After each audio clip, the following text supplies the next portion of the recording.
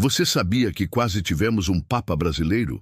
Em 1978, o mundo presenciou um dos períodos mais intensos da história da Igreja Católica, 2 conclaves em apenas 2 meses.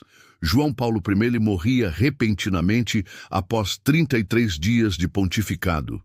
E o futuro da Igreja parecia incerto. Em meio à comoção e às disputas internas do Vaticano, um nome brasileiro começou a ecoar com força nas paredes da Capela Sistina: Dom Aloísio Lorscheider. Sim, um brasileiro quase se tornou Papa, mas poucos sabem disso, e menos ainda entendem o que poderia ter acontecido se ele tivesse aceitado. No vídeo anterior, mergulhamos nas verdades e mentiras do filme Conclave, uma obra que mistura ficção e realidade ao retratar os bastidores secretos da escolha de um Papa. Analisamos o que o filme acertou, o que exagerou, e revelamos inclusive o caso real do cardeal Bethiou, excluído do conclave por ordem direta do Papa Francisco. Se você ainda não assistiu, volta lá depois, porque esse episódio te prepara para entender ainda melhor a importância histórica do que estamos discutindo agora. Dom Aloísio era um homem de espírito simples, fé profunda e pensamento progressista. Arcebispo de Fortaleza, conhecido por sua defesa dos pobres e pela abertura ao diálogo. Era respeitado internacionalmente, inclusive por cardeais europeus. Ele era próximo da teologia da libertação, mas equilibrado. Um homem de oração, mas também de ação. E ali, no conclave de outubro de 1978, ele estava entre os papáveis mais cotados. Durante as votações, Dom Aloísio chegou a receber apoio de vários cardeais latino-americanos e até de alguns italianos insatisfeitos com os rumos da Igreja. A cada rodada de votos, o nome dele crescia. Mas quando percebeu que poderia vencer, Dom Aloísio recuou. Ele próprio diria depois que não se sentia digno e que outros estavam mais preparados. Mas e se ele tivesse aceitado? Imagine só, o primeiro Papa latino-americano em 1978, 35 anos antes de Francisco. Um Papa vindo do Brasil em plena ditadura militar. O impacto político teria sido imediato. No Brasil, a presença de Dom Aloísio como Papa teria fortalecido os movimentos de base, encorajado a resistência pacífica e talvez acelerado o processo de redemocratização.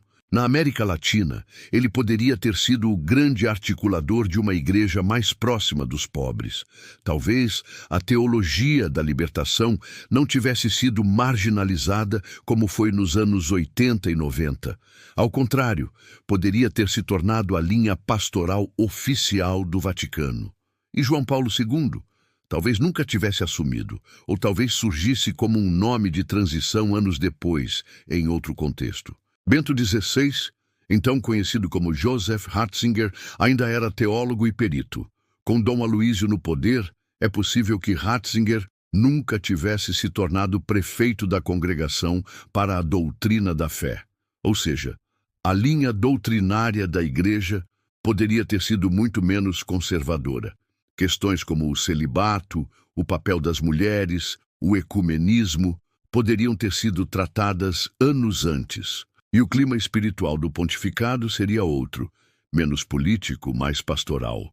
Em termos de imagem, um Papa brasileiro no fim dos anos 70 teria quebrado o eixo eurocêntrico da Igreja décadas antes de Francisco. A Igreja teria ganhado nova vitalidade no sul global e talvez mantido mais jovens e fiéis por perto. Mas com visibilidade vêm os desafios. Dom Aloísio teria enfrentado forte resistência da ala tradicionalista. Provavelmente teria sido alvo de críticas internas, talvez até ameaçado de cisma, mas ele tinha uma qualidade rara: diálogo sem confrontar. E quanto aos escândalos da Igreja? Com sua visão ética e firmeza contra abusos, Dom Aloísio talvez tivesse tomado medidas preventivas. É possível que casos como o de Bethiou, décadas depois, fossem evitados. Na cultura popular, a ideia de um Papa latino teria chegado muito antes. A Jornada Mundial da Juventude poderia ter surgido nos anos 80. A comunicação da fé teria sido mais próxima das periferias. E quando chegasse o fim de seu pontificado, a Igreja já estaria em outro ritmo. Francisco poderia nem ser necessário, porque Dom Aloísio teria sido o Francisco antes de Francisco. Mas isso nunca aconteceu. Dom Aloísio recuou. Alguns dizem que, por motivos de saúde, ninguém esperava a perca de um papa com 33 dias de pontificado. Isso causou espanto, e muitos, assim como Dom Aloísio, não se sentiam dignos de tal cargo. Ele voltou para sua terra natal, onde continuou servindo silenciosamente até o fim de sua vida. Morreu em 2007, após cumprir com perfeição o seu trabalho. E levou com ele o mistério de um caminho que quase foi trilhado. Com a eleição do primeiro Papa americano da história, Leão XIV, a pergunta agora muda de tom. O que representaria um Papa vindo da América Latina? O Brasil, por exemplo, contou com 7 cardeais eleitores neste conclave. Dom Odilo Pedro Scherer, São Paulo, conservador moderado, com forte presença na Cúria Romana. Dom João Braz de Aviz, emérito de Brasília, conhecido por sua abertura ao diálogo e apoio à renovação da vida consagrada.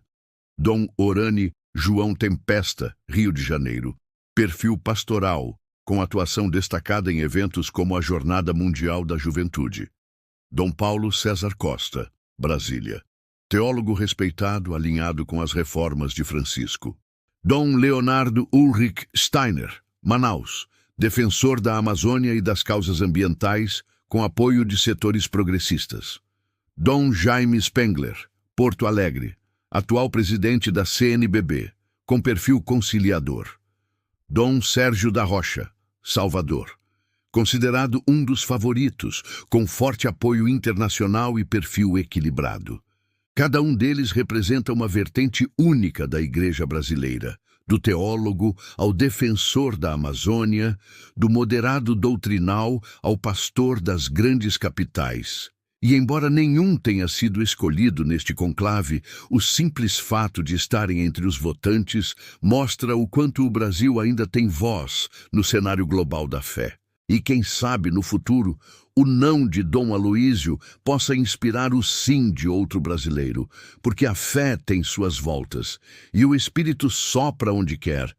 E se essa história te impactou, compartilhe com quem você sabe que precisa conhecer esse capítulo esquecido da fé. No próximo vídeo, vamos falar sobre o que esperar do novo Papa. Será que ele é aquele que irá cumprir com as profecias? Ele é o perfil espiritual que pode surpreender o mundo com o seu papado? Nos vemos lá.